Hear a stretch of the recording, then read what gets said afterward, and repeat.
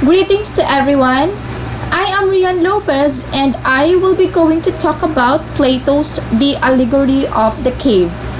And I'll start by going through the meaning of the metaphors that were used.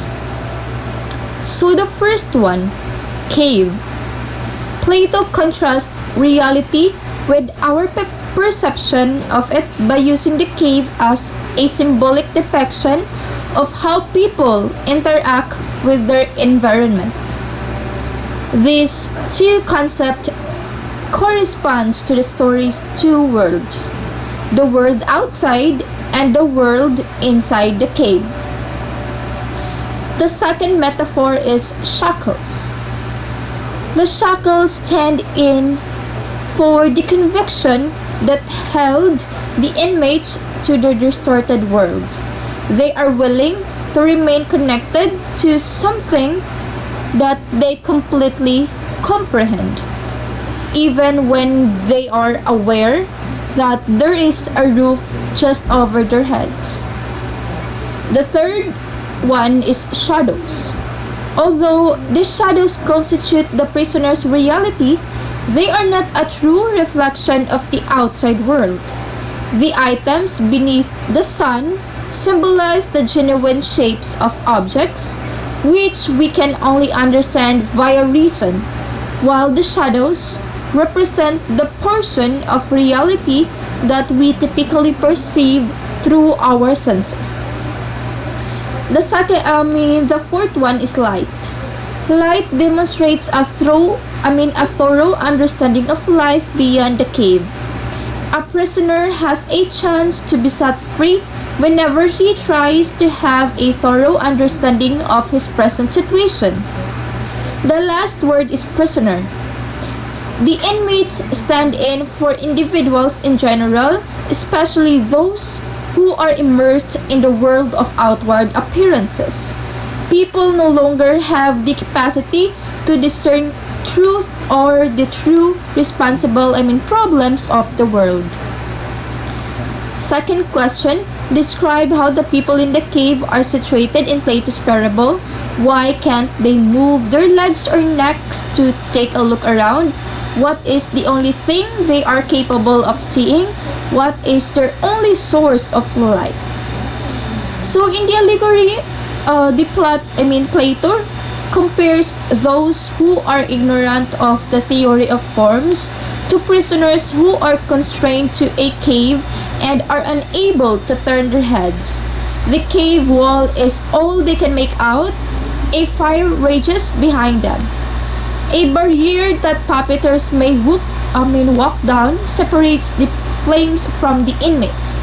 They are shackled, and while they are in a cave beneath the ground, they are unable to move their legs or necks to gaze about. They are only able to see their own shadows, which is all. They only have distant fire glowing as their only source of light above and behind them. Third question, what is truth according to Plato in this allegory? Do you agree to Plato or not? So Plato shows that people are easily fooled into believing that what they see and are told is the whole truth. The shadows that the characters in Plato's narrative perceive on the cave walls are what they believe to be their whole world. And I agree entirely with Plato, since the issue of how the people view reality and if there is a greater truth to human existence is the fundamental theme of this work. It examines the conflict between belief and knowledge. Fourth question, from the allegory, how the concept of appearance and reality were illustrated. So the contrast between appearance and reality is discussed in Plato's allegory of the cave. There is the true world, according to Plato, and there is the world of appearances. Between appearance and reality, Plato does not make a sharp divide. Plato defines the physical world as a dark place, in the allegory of the cave, where people can only experience things with their senses.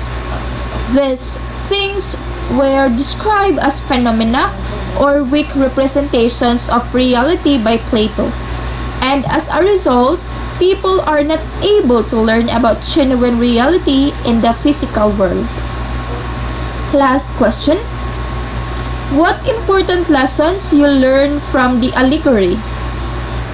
So the allegory explores the philosophical idea of truth and how people from various backgrounds or experiences may see it. For those who watch shifting shadows on the cave wall, there is no stability nor consistency presented, simply a deceptive reality. Plato's allegory of the cave conveys the message that not everyone will support or understand your decision to alter your routines and perspective of life. You may anticipate your friends and family laughing at your dumb ideas, much as how the cave's inhabitants reacted to the freed prisoner who returned.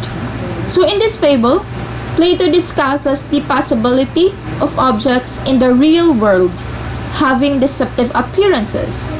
He uses it to persuade people to focus on the world of abstract concepts. So that's all. Thank you so much for watching.